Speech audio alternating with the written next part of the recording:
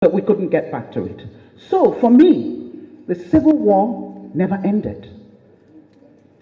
At the end of that war, my family, oh no, it never ended. It's still going on. I had no family house.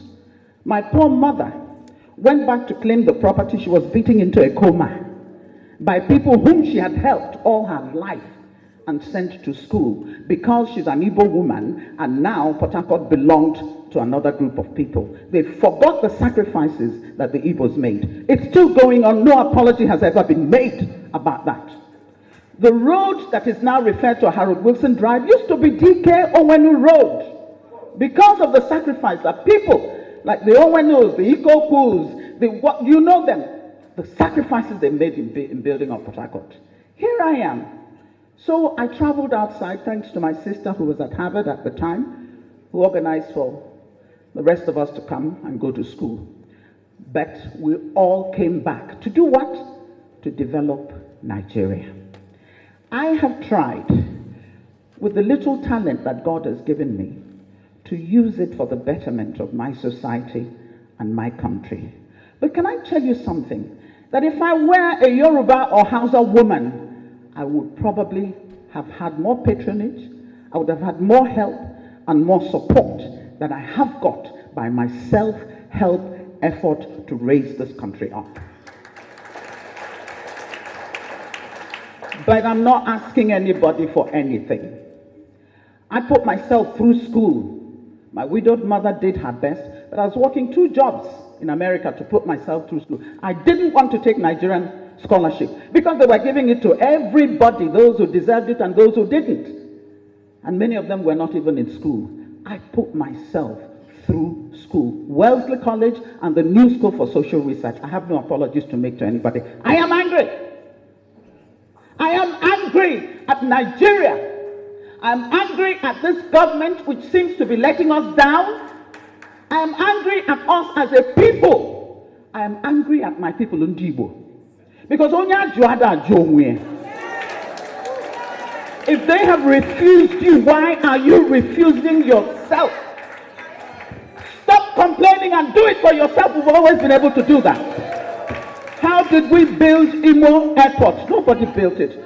We spent how many years raising money? I know it was my equipment that was traveling all over the country for concerts. I gave free concerts to build Imo Airport. That's who we have been. And I remember in those days, Epurana, Imo State Union, Purana, Zetiobi, Dike Onwenu, Oputa, Ikoku, you name them, Abakorana, that's it.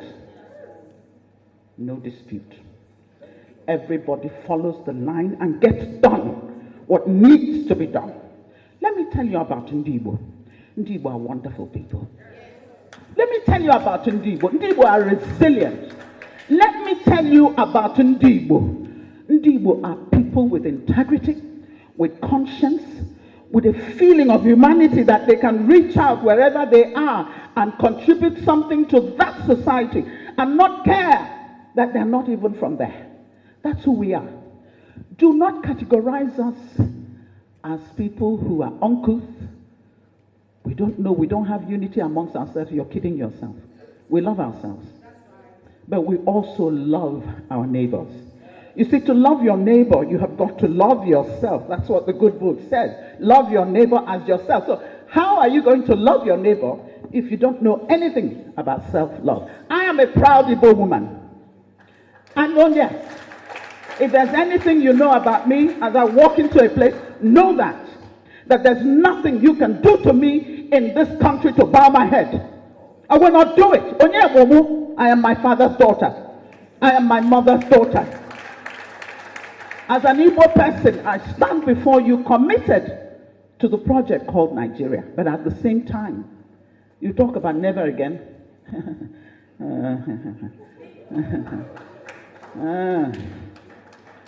With what is happening now, never again? I don't know. But I will soon take my seat. Let me say to the rest of Nigeria, you insult us, and sometimes we do the insulting as well, and that's terrible. We've come to a stage where we have to be insulting each other so badly. But go ahead. We will not succumb. We will not bow. We are children of God. We are here for a purpose. God has put us on this good earth for that purpose. You cannot drive us to the sea. You cannot tell us to shut up and take the pain that you are inflicting on us, abuse us on top of it. Listen, if you don't want us, then let us go. Thank you. Thank you.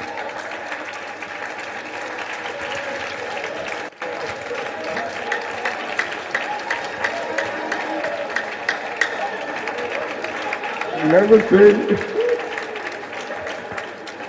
seen Onyeka in this form before. Thank you very much.